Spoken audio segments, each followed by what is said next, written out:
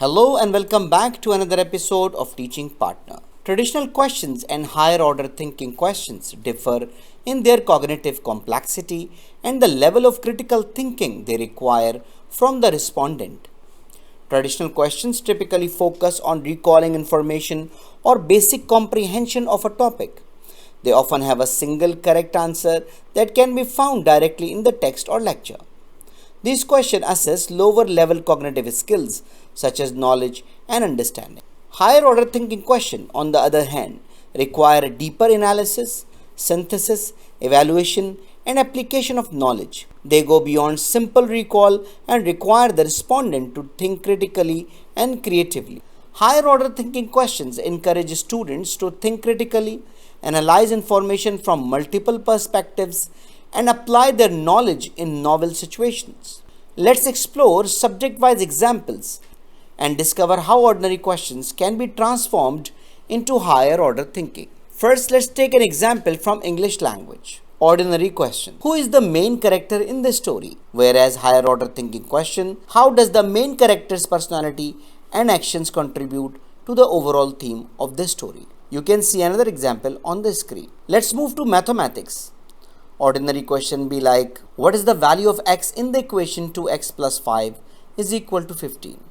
Whereas higher order thinking questions, how can you generalize the process of solving linear equations and how does it relate to real world applications? You can see another example on the screen. Let's move to the biology. Ordinary question: what is the process of photosynthesis? Higher order thinking question: how does the process of photosynthesis demonstrate the interconnectedness of organisms and the environment? You can see another example on the screen. If we talk about chemistry, ordinary question be like, what is the atomic number of carbon?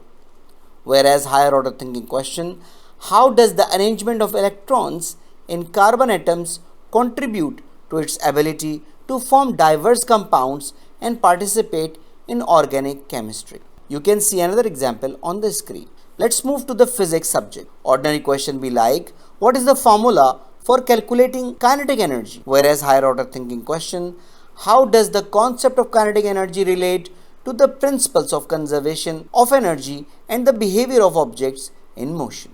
You can see another example on the screen. Let's move to the geography subject. Ordinary question in geography be like, what are the major rivers in Europe?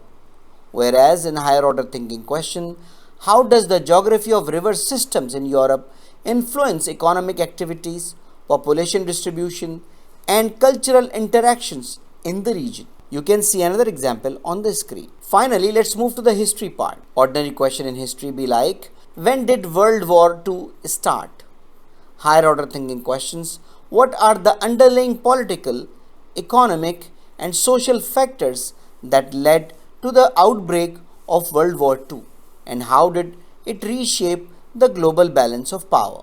You can see another example on the screen. If I summarize, traditional questions focus on recall information or basic comprehension, while higher order thinking questions require a deep analysis, evaluation, and application of knowledge. Higher order thinking questions promote critical thinking and a deeper understanding of the subject matter. So that's all for today. I hope you enjoyed the video. I hope this video is very useful for you. So thank you very much. If you have any question, query, or you need any support for making a decision, don't hesitate to write an email to theteachingpartner@gmail.com. Thank you very much and see you in the next video. Goodbye.